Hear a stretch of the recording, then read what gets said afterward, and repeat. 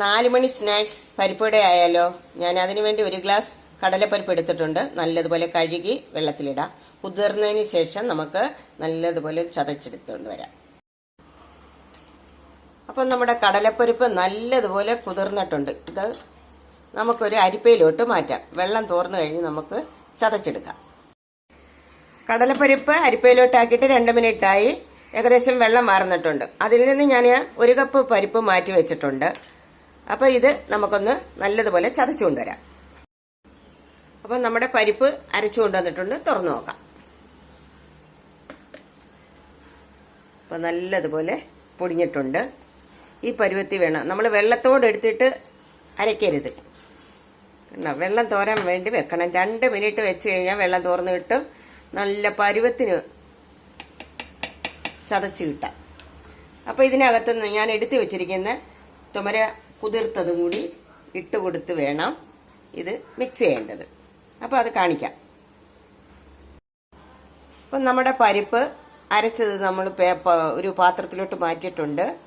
ഇനി ഇതിനകത്തോട്ട് നമ്മൾ എടുത്തു വെച്ചിരിക്കുന്ന കുതിർത്ത പരിപ്പ് ഇട്ട് കൊടുക്കാം. അപ്പോൾ ഇതൊന്ന് കടിക്കുന്നതിന് വേണ്ടിയാണ് ഇത് ഇങ്ങനെ ചേർത്ത് കൊടുക്കുന്നത്.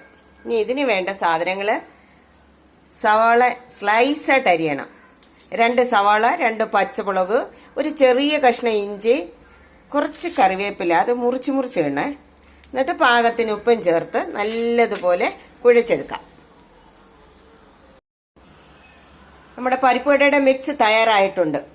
ഇനി നമുക്ക് എണ്ണ ചൂടാകുമ്പോൾ പരിപ്പുവടയുടെ ഷേപ്പിൽ അങ്ങോട്ട് പിടിച്ചിടാം. അപ്പം നമ്മൾക്ക് പരിപ്പുവട ഉണ്ടാക്കാൻ വേണ്ടി ഫ്രൈ പാൻ അടുപ്പ് വെച്ചു എണ്ണ ഒഴിച്ചു കൊടുക്കാം.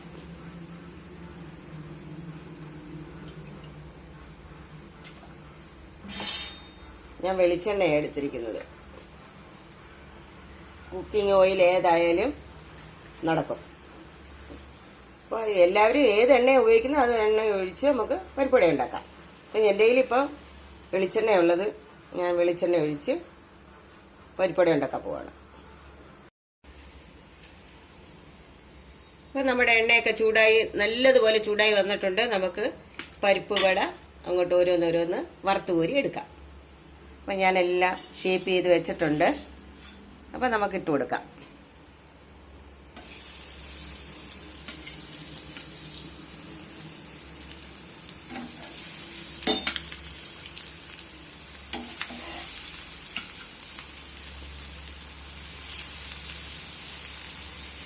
അപ്പോൾ പൊട്ടിപ്പോകാതെ ഇങ്ങനെ അകലത്തിൽ വെച്ച് കൊടുക്കണം. ഒരു സൈഡിൽ നമ്മുടെ ചായ റെഡി ആവുന്നുണ്ട്. ചായയും പരിപ്പുവടയും 4 മണിക്ക് ടേസ്റ്റി കഴിക്കാം. അപ്പം നമ്മുടെ പരിപ്പുവട റെഡിയായി. എല്ലാവരും ഇതൊന്ന് ട്രൈ ചെയ്യണം, ഉണ്ടാക്കി കഴിക്കണം. 4 മണിക്ക് ചായ റെഡി, പരിപ്പുവട റെഡി.